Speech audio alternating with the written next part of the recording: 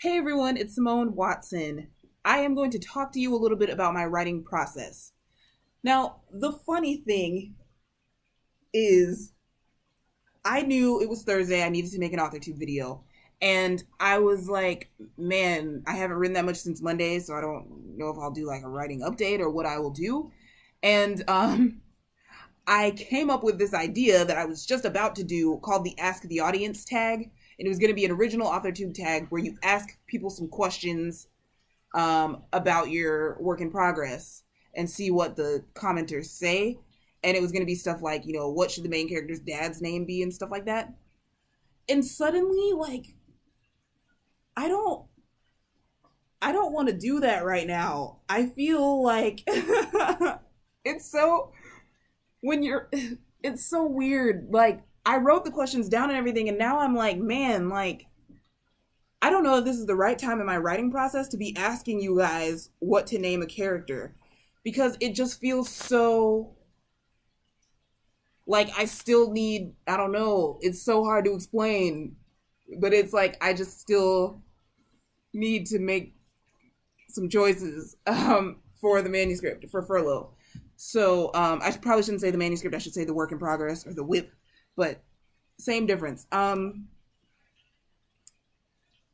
Yeah, so I guess right now I'm going to talk to you about my writing process and how it has changed over the past year and a month that I have been pursuing, almost a year and a month that I've been pursuing novel writing um, as a career. Because I do often ask people questions like what should this and this and what should I do with this and who's this and like sometimes it works and sometimes it feels like I'm not writing my book. Like I'm letting somebody write it, which is such a small detail that it shouldn't matter. But yeah. So I probably will make that tag. I just don't feel like doing it right now. So yeah, a little bit later. Um yeah. So yeah, my writing process. When I wrote Red Letter Law, oh, I need to do that too. I need to make a video all about Red Letter Law specifically. But when I wrote it, um, I pantsed. And this is the funny thing that I'm finding out about myself recently, or maybe I already knew it. Even though I pants my stories, I plan everything else. Like I like plans and like structure in regular life.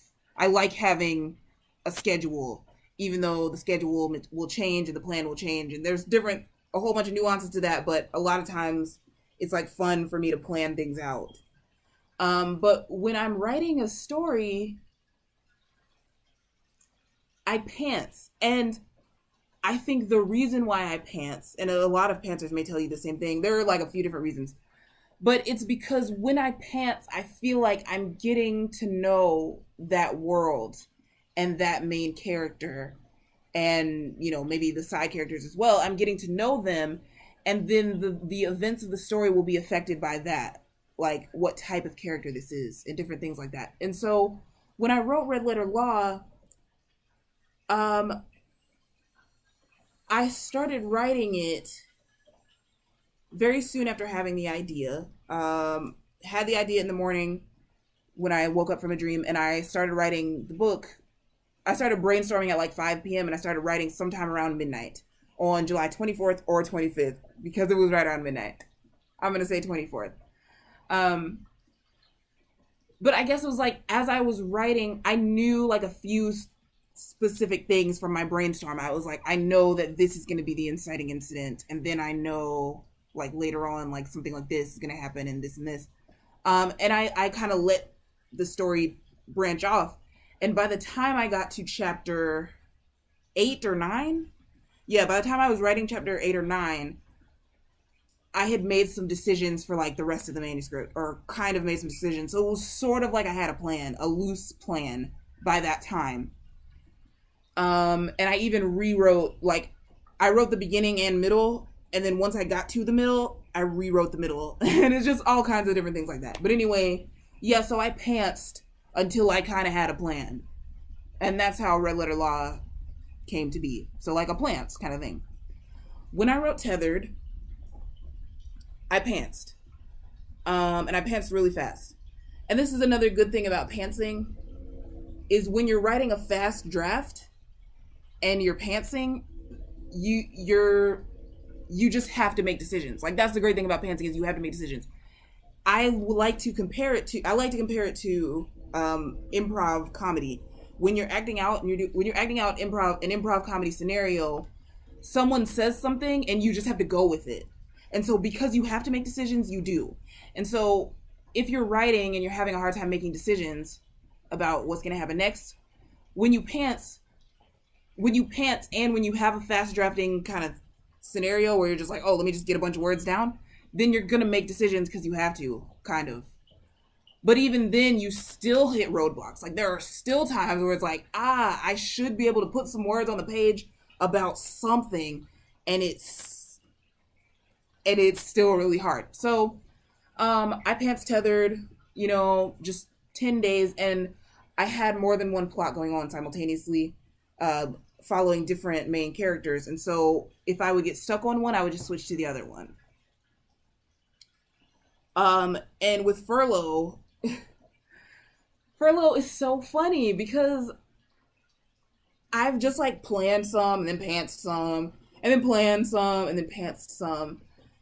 And I've started over Furlough. I have written the beginning of Furlough at least twice, but I want to say 3 times. But at least twice. I don't know. I've like started it over. And so now I'm just at a point where like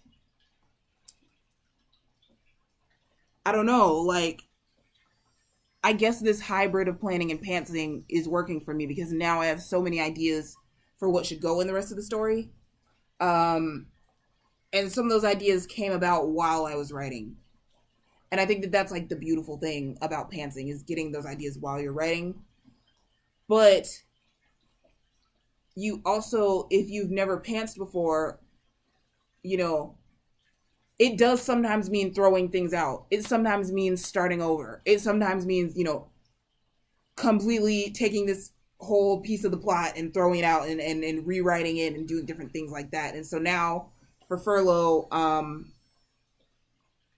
I am just trying lots of new things. And the sort of funny part is I've been debating whether to make Furlough dual POV, where it would be told as a story by both of the siblings that are my main characters, which are Rena and Michael.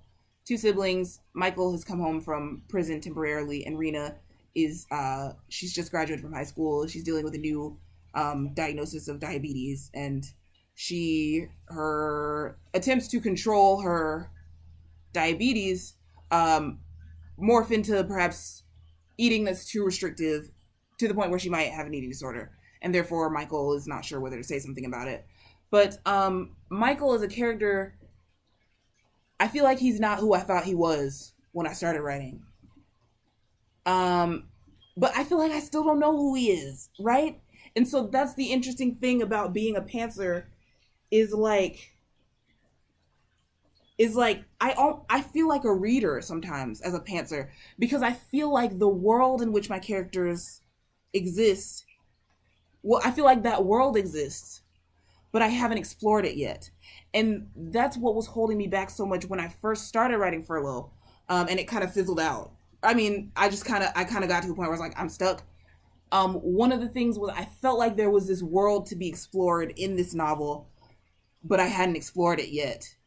And I needed to like hurry and explore it before NaNoWriMo or just switch to something different. And I just switched to something different. And it worked, well. It worked out well to switch to something different. But yeah, I don't know. I just have all these scattered thoughts on like different things like world building. And it's funny to talk about world building with a contemporary because this takes place in White Plains, New York, which is very much a real place. And so, it's not world building in the sense of me making up what this world is like I had to with Red Letter Law, but it is kind of like world building. And yeah, so I guess I just wanted to talk a little bit about how my writing process has changed and how um, it can be different from one book to the next. And if that's you, like, don't maybe like you're not alone. Like, if you're somebody that you wrote one book, but then when you wrote another one, it felt totally different. It worked in a totally different way. Like, I would just say, like, don't, you know, don't feel bad about it. Um, because I mean, I don't know. It just is what it is. And so right now, as I'm exploring this world more and exploring these characters more, um, I'm just gonna push through to the end of the first draft.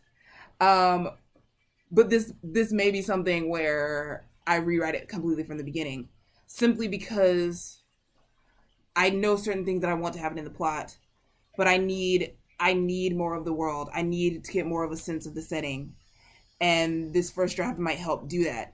And yeah, that is sometimes something that you face as a pantser is having to start over. I've said that, but having to start over. I may have to start over after this first draft, and I may have to change huge things, and we'll see. But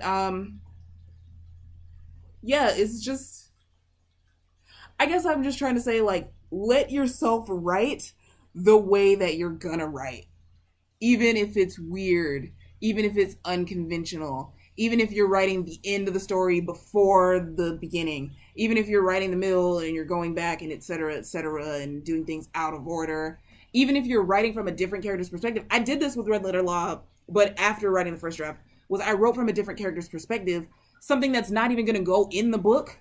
Like, it's not even for the purpose of the book. It was just so that I could put the scene in a different like angle, and it's like a writing exercise to help me when I go back to revise that scene. So anyway, yeah, if you need to write from the perspective of a new character or from the perspective of a cat, or just do things that are weird, you know, just feel free to be weird in your writing process. Okay? So, thank you guys so much for watching. I would love to know how your writing process has changed over the course of your um, uh, writing journey, as cheesy as that might sound, but that's what it is. It really is a journey. It's not that cheesy. Whatever, you know.